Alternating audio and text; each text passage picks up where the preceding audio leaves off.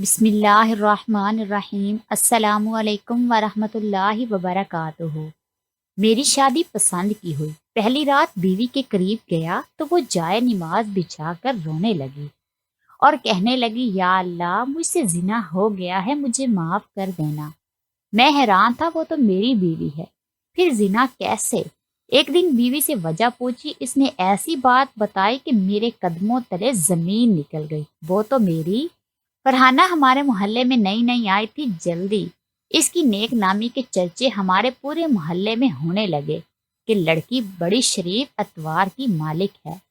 अपनी माँ के मुंह से मैं फरहाना की बड़ी तारीफें सुन चुका था। मेरी वालदा को फरहाना इतनी पसंद आई कि वो कहने लगी कि मेरी तो ख्वाहिश है कि फरहाना मेरी बहू बने। वो मेरे घर में आ गई तो मेरे घर को जन्नत बना देगी। इस किस्म की बातें अपनी वालदा के मुंह से एक लड़की की और नेक अदात की इतनी तारीफें सुनकर तो मुझे भी ख्वाहिश होने लगी थी कि मेरी बीवी ऐसी ही लड़की हो। मेरी वालदा ने फरहाना के वालदैन से मेरे लिए फरहाना का रिश्ता मांगा तो उन्होंने रजामंदी दे दी। मैं बहुत खुश था। मेरी ख्वाहिश थी कि मैं इसे एक नज़र देखूं, लेकिन जब मैंने अपनी ख्वाहिश अपनी वालदा के सामने रखी तो मेरी वालदा कहने लगी कि वो बहुत ही बापर्दा लड़की है। इसके घर वाले भी मजहबी किस्म के हैं। तस्वीर मांगने पर भी कहीं एतराज ही ना कर दे। मैं तो ठंडी आहें भरता रह गया था। 3 माह बाद शादी थी और इस 3 माह में मैं जानता था कि फरहाना की एक झलक भी देखना मुझे नसीब नहीं होगी। जैसे जैसे वक्त गुजर रहा था मेरी बेताबियां फरहाना के लिए बढ़ती जा रही थी। आए रोज जब अम्मी इनके घर से होकर आती तो इसकी तारीफें करने लगती कि आज तो फरहाना बड़ी प्यारी लग रही थी। इसने बड़े मजे की चाय बनाई थी। खाना खाए बगैर मुझे आने नहीं दिया। इसके हाथ में बहुत जायका है।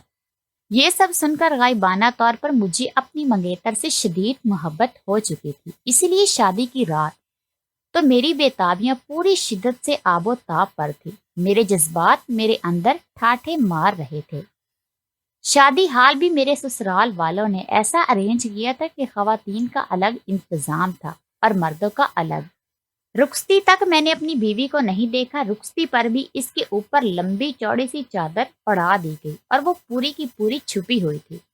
जैसे ही मैं इसकी हमराही में घर में दाखिल हुआ तो मेरी बहनें इसे मेरे कमरे में ले गई। मुझे मेरे दोस्त लेकर बैठ के जानते थे कि मैं इस वक्त तन्हाई का मुतमनी हूँ। बीवी के अलावा तो मुझे आज कोई भी अच्छा नहीं लग रहा था, लेकिन दोस्त जान छोड़ने को तैयार ना थे। बमुश्किल सारी रस्मों से जान छुड़वाकर रात के 12 बजे मुझे कमरे में जाना नसीब हुआ।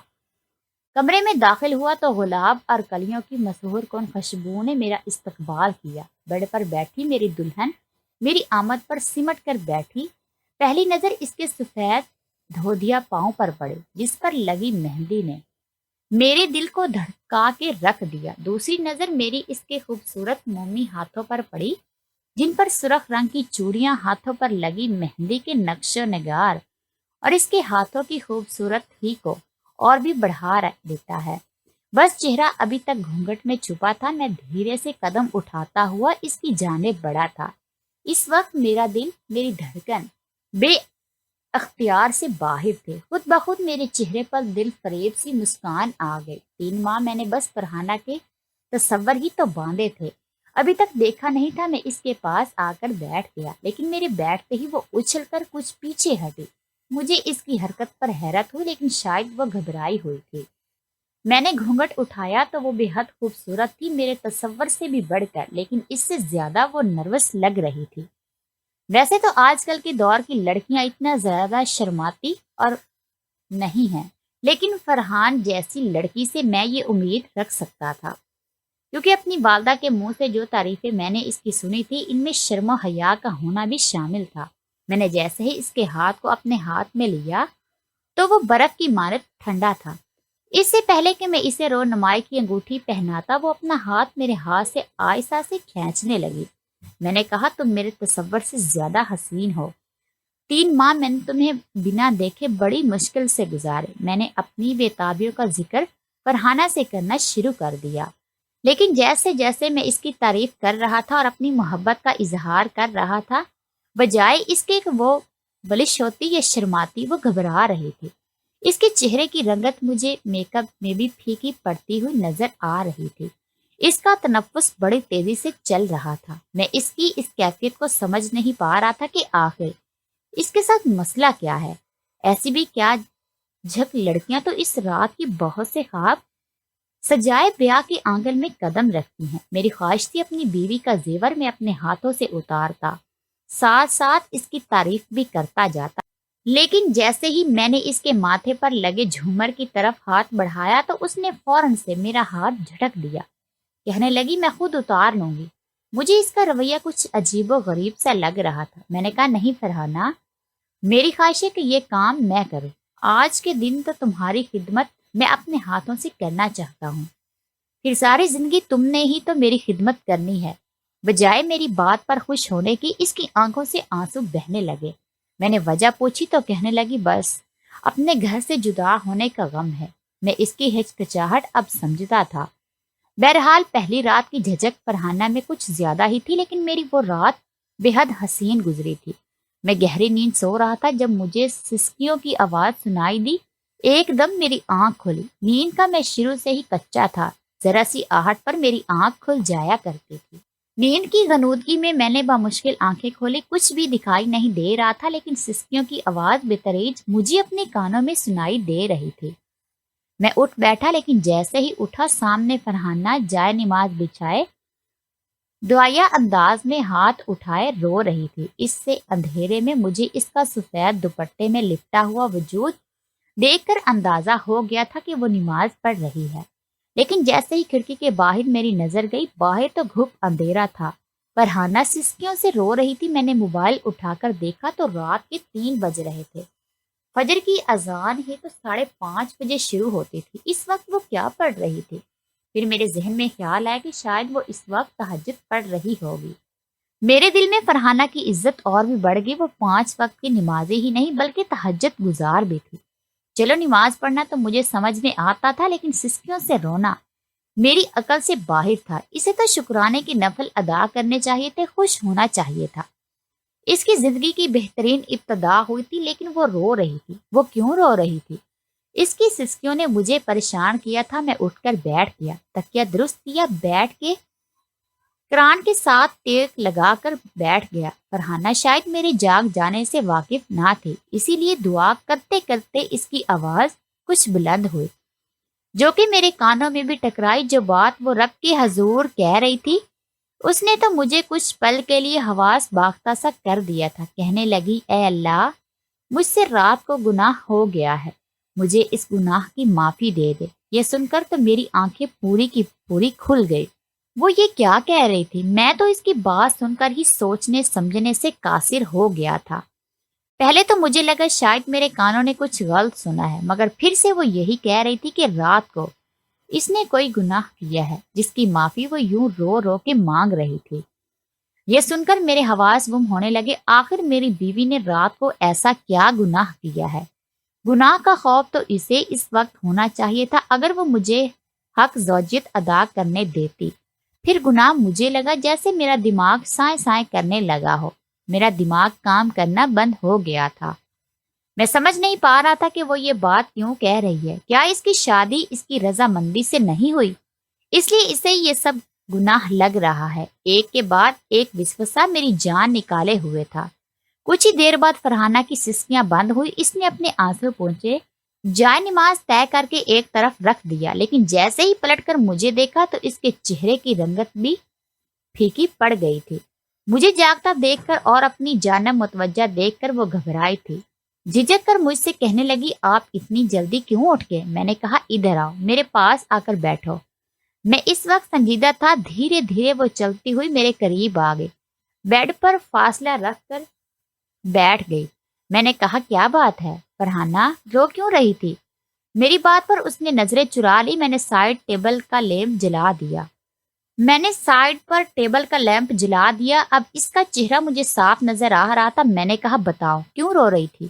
وہ کہنے لگی بس مجھے عادت ہے، میں دعا مانگتی ہوں تو ایسے ہی روتی ہوں، اس لیے آپ میری سسکیوں سے میری رونے سے پریشان مت ہوا کریں۔ یہ کہہ کر وہ کھڑی ہو گئی، لیکن میں نے اس کا ہاتھ پکڑ لیا۔ اس کا ہاتھ میں نے اپنی جانب زور سے کھینچا تو وہ میرے قریب ہو گئی۔ اس کا چہرہ میرے چہرے کے بالکل قریب تھا۔ میں نے اس کی آنکھوں میں دیکھ کر کہا، کیا گناہ کیا ہے تم نے؟ کس گناہ کی معافی مانگ رہی ہو؟ بتاؤ مجھے۔ میری بات پر تو جیسے اس کی جان نکل گئی۔ میرا لہجہ اس وقت سخت تھا، میری آنکھوں میں غصہ ادھیا تھا۔ جو بات میرے کانوں نے سنی وہ کوئی چھوٹی بات تو نہ تھی۔ کس گناہ کی بات کر رہی تھی؟ اس نے اپنا ہاتھ میرے ہاتھ سے کھینچ کر پیچھے کیا، کہنے لگی، آپ کو سننے میں کوئی غلطی ہوئی ہے۔ میں نے ایسا کچھ نہیں کہا۔ یہ کہہ کر اس نے تکیا اٹھایا اور صوفے پر جا کر لیٹ گئی۔ مجھے اس کی اس حرکت سے اور بھی غصہ آنے لگا۔ میں نے کہا، فرحانہ یہ کیا بدتمیزی ہے؟ ادھر آؤ، میرے پاس آ کر لیٹو۔ وہ کہنے لگی، مجھے نیند آ رہی ہے، میں سونا چاہتی ہوں۔ لیکن میں نے کہا کہ میرا ایسا کوئی ارادہ نہیں ہے، نہ تو مجھے نیند آ رہی ہے اور نہ میں سونا چاہتا ہوں، اور نہ میں تمہیں سونے دوں گا۔ جلدی سے ادھر آؤ، میں تمہارا شوہر ہوں اور میرا حکم ماننا تم پر فرض ہے۔ وہ مجھ سے جھجک رہی تھی اور مجھے اس وقت اس کی اس ادا پر بھی پیار آ رہا تھا۔ میری یہ بات سن کر وہ میرا ارادہ سمجھ گئی تھی۔ میری بات کو سمجھتے ہی اس کے چہرے کی رنگت پھر سے پھیکی پڑنے لگی۔ بار بار وہ اپنی انگلیاں جھٹک رہی تھی، جیسے سمجھ نہ پا رہی ہو کہ اسے کیا کرنا چاہیے۔ میں بیڈ سے اٹھا، تیز قدم اٹھاتا ہوا صوفے تک پہنچا، اسے بازو سے پکڑا اور اپنے ساتھ بیڈ پر لے آیا۔ جیسے ہی میں اس کے قریب ہونے لگا وہ مجھ سے کترانے لگی، لیکن مجھے کہاں پرواہ تھی۔ شادی کے شروع کے دن تھے اور ان دنوں میں تو بیوی کی سنگت بہت ہی اچھی لگتی ہے۔ مجھے لگا کہ وہ دعا میں کچھ اور کہہ رہی ہوگی، میرے اس سننے میں کوئی غلطی ہوئی ہے۔ لیکن اگلی رات پھر یہی ہوا۔ اس رات کو بھی جیسے ہی میں نے اپنا حق وصول کیا، وہ فوراً سے مجھ سے پیچھے ہٹ گئی اور جلدی سے غسل کرنے کے لیے واش روم میں چلی گئی۔ یہ دیکھ کر مجھے بہت بڑا عجیب سا لگا۔ اس کا رویہ میرے ساتھ ایسا تھا جیسے میں اس کے ساتھ زبردستی کر رہا ہوں، اور وہ بے بس مجبور ہے، جیسے کہ اس رشتے میں اس کی اپنی کوئی بھی رضامندی شامل نہیں ہے۔ یہ بات ایک مرد ہوتے ہوئے مجھے کھٹکنے لگی تھی۔ ایک بار تو میں نے اس کی آنکھوں سے بہتے آنسو دیکھے تھے۔ وہ مسلسل میری قربت سے گھبرا رہی تھی، اور یہ شرمانا نہیں تھا، یہ تو کچھ اور ہی تھا۔ ایک دم میں اس سے پیچھے ہٹ گیا۔ مجھے اس پر غصہ بھی آنے لگا، کیونکہ میری محبت کا جواب ابھی تک اس نے مجھ سے محبت سے نہیں دیا تھا۔ جب بھی میں قریب آنے کی کوشش کرتا، ایک اکتاہٹ اس پر سوار ہوتی تھی، مجھ سے کترانا، گھبرانا، خود کو مجھ سے پیچھے کرنا، سارا وقت وہ اسی میں گزار دیتی تھی۔ کبھی کبھی مجھے لگتا جیسے وہ کسی اذیت سے گزر رہی ہے۔ کیا میرا رشتہ اس کے لیے اذیت تھا؟ اگر تھا تو کیوں ایک مرد سب کچھ برداشت کر سکتا ہے لیکن اپنی بیوی کا ایسا رویہ ہرگز نہیں۔ میں فوراً سے بیڈ سے اٹھ کر صوفے پر جا کر لیٹ گیا۔ مجھے محبت کے بدلے فرحانہ سے محبت چاہیے تھی، نہ کہ اکتاہٹ۔ پوری رات مجھے نیند نہیں آئی۔ میں یہی سوچتا رہا کہ آخر فرحانہ کے ساتھ مسئلہ کیا ہے۔ پورا ایک ہفتہ میں دوبارہ فرحانہ کے پاس نہیں آیا، اور اس نے مجھے ایک بار بھی منانے کی کوشش نہیں کی۔ ہر روز وہ رات کو روتی رہتی، نہ جانے کس گناہ کی معافی مانگتی رہتی۔ اب تو وہ میری برداشت جیسے جواب دینے لگی تھی۔ ایک بار وہ جائے نماز پر رو رہی تھی، میں اس کے پاس اٹھ کر جائے نماز پر آ گیا۔ میں نے سوچا کہ اس وقت وہ وضو کی حالت میں ہے، وہ جائے نماز پر ہے، اس لیے مجھ سے جھوٹ نہیں بولے گی، کیونکہ جب بھی میں اس کے رونے کی وجہ پوچھتا تو وہ ٹال جاتی تھی۔ میں نے کہا، مجھے بتاؤ تم کس چیز کی توبہ مانگتی ہو؟ جب بھی میں تم سے پوچھتا ہوں تم بات کو ٹال جاتی ہو، لیکن آج تم جائے نماز پر بیٹھی ہو، مجھے سچ سچ بتاؤ کیوں روتی ہو؟ وہ کہنے لگی، میں نے زنا کیا ہے۔ یہ سن کر مجھے فرحانہ پر جتنا بھی غصہ آتا کم تھا۔ میں نے کہا، کس سے زنا کیا ہے؟ وہ کہنے لگی، آپ سے۔ وہ اس وقت مجھے دیکھ نہیں رہی تھی، اپنے ہاتھوں کو دیکھ رہی تھی۔ لگ رہا تھا جیسے وہ کسی اور ہی ٹرانس میں تھی، بس روئے جا رہی تھی۔ پھر سامنے جائے نماز پر دیکھتے ہوئے کہنے لگی، اے اللہ، میں نے اپنے شوہر سے زنا کیا ہے، میں پاک نہیں ہوں، میں ناپاک ہو چکی ہوں، اے اللہ تو مجھے پاک کر دے۔ اس کی یہ بات سن کر میں نے اسے حیرت سے دیکھا۔ مجھے لگ رہا تھا جیسے وہ اپنے ہوش و حواس میں نہیں ہے۔ جو کچھ اس نے کہا تھا میرے لیے کسی دھماکے سے کم نہیں تھا۔ کیا وہ پاگل تھی جو شوہر کے ساتھ جائز رشتہ جوڑنے کو زنا جیسے کبھی گناہ کا نام دے رہی تھی؟ میں نے فرحانہ کو بازو سے پکڑ کر جھنجھوڑ کے رکھ دیا۔ میں نے کہا، بتاؤ کب زنا کیا ہے تم نے؟ مجھ سے میرے اندر تو جیسے آگ سی لگ گئی، لیکن شاید وہ اپنی وزن سے اب باہر آ گئی تھی۔ مجھے غصے میں دیکھ کر گھبرائی۔ میں نے کہا، تم ہوش میں تو ہو؟ میں تمہارا شوہر ہوں، ہمارے بیچ میں قائم ہونے والا رشتہ ہر طرح سے جائز ہے، تم کیوں اسے زنا کا نام دے رہی ہو؟ میری بات سن کر وہ جائے نماز سے کھڑی ہو گئی، کہنے لگی آپ میرے پاس مت آیا کریں، مجھے اپنا وجود گناہ گار لگتا ہے، مجھے خود سے نفرت ہونے لگتی ہے، پلیز مجھ سے دور رہا کریں۔ وہ روئے جا رہی تھی میرے سامنے، ہاتھ جوڑے وہ بڑی عجیب و غریب قسم کی باتیں کر رہی تھی۔ میں اسے وہیں چھوڑ کر کمرے سے باہر نکل گیا، لاؤنج میں جا کر بیٹھ گیا۔ میرا سر چکرانے لگا تھا کہ وہ کیسے ہمارے رشتے پر گناہ کا ٹھپا لگا سکتی تھی۔ اتنی ناسمجھ تو وہ نہیں تھی، نہ ہی کم عمر تھی، پھر یہ سب کیا تھا؟ مجھے یوں لاؤنج میں بیٹھا دیکھ کر میری والدہ جو اپنے کمرے سے تہجد کے لیے باہر نکلی تھی مجھے دیکھ کر ٹھٹک گئی، پھر کہنے لگی تم یہاں کیا کر رہے ہو؟ میں نے کہا اپنی قسمت کو رو رہا ہوں۔ یہ سن کر میری والدہ میرے پاس بیٹھ کے مجھ سے وجہ پوچھنے لگی کہ آخر مسئلہ کیا ہے؟ میں نے ساری بات امی کو بتائی۔ وہ کہنے لگی کہ وہ شاید نماز قرآن زیادہ ہی پڑھتی ہے، اسے پاک رہنے کی عادت ہے، اس لیے کہہ دیا ہوگا، لیکن میں جانتا تھا کہ یہ بات نہیں ہے، بات کچھ اور ہے۔ ایک بار میں نے اپنی بیوی کو فون پر بات کرتے ہوئے دیکھا، مگر جیسے ہی میں کمرے میں داخل ہوا اس نے فوراً سے فون بند کر دیا۔ اگر فرحانہ اپنے والدین سے بھی بات کر رہی تھی تو میرے آنے پر فون کیوں بند کر دیا؟